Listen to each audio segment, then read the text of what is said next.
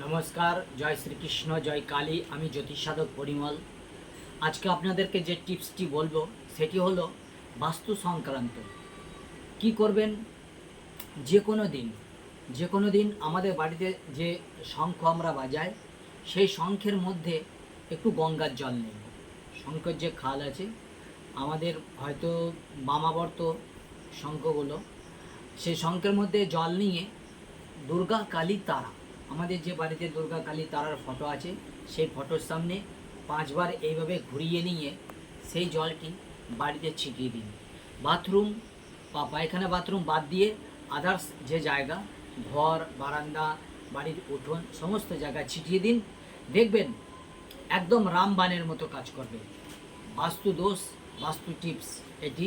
কারণ বাস্তুতে কেউ যদি কোনো ক্ষতি করে, অবশ্যই এটি কিন্তু পজিটিভ শক্তি এনে দেবে, নেগেটিভ শক্তি হটিয়ে দেবে।